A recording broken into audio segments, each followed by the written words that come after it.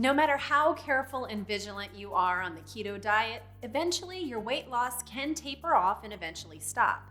Ideally, this will align perfectly with your goal weight, but it often doesn't work out that way. If you experience a weight loss plateau when you're not expecting it, it might be time to switch up your dietary approach just a bit. The key to pushing past weight loss plateaus is to make minor adjustments to your current diet. See, once we're done losing water weight at the beginning of a keto diet, we then tend to lose both fat and muscle mass. How much of each you lose depends on a number of factors. Good exercise, diet, sleep, and stress habits prevent muscle mass loss. Since most of us want to lose the fat and keep or even increase muscle mass, these factors are really important to your keto plan. It is also essential that you set a reasonable calorie deficit and eat an appropriate amount of protein. Use our keto calculator to find out what these values are for you.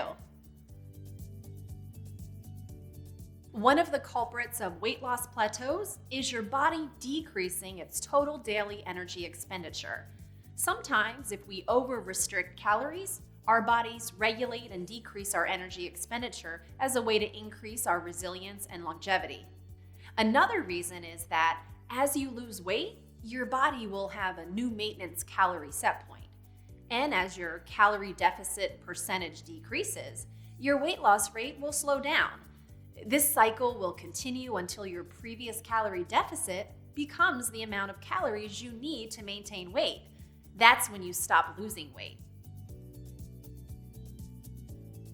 To push past a weight loss plateau, it can be very helpful to track both your calories and macros and to recalculate your macros every month or for every 10 pounds lost.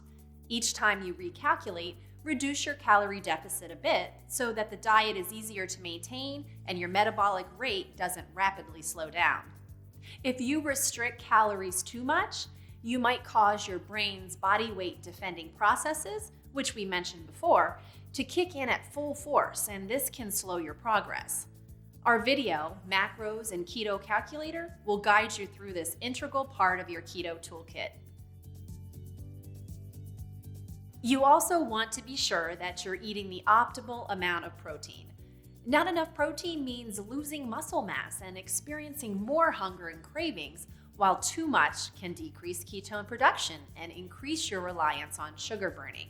The Keto Calculator can help you dial in your ideal number because the general recommendations vary widely between 0.6 and 1.2 grams per pound of lean body mass, depending on your exercise habits.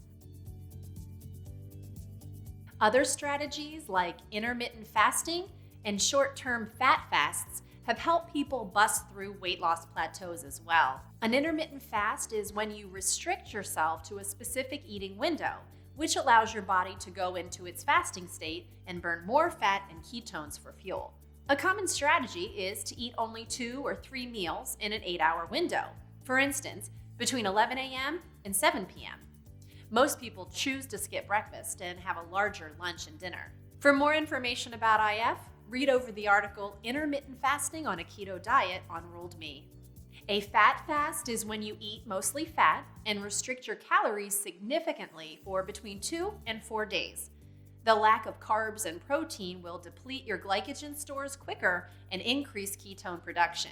For breakfast, consider a keto-proof coffee with a generous amount of cream. For lunch, some simple deviled eggs.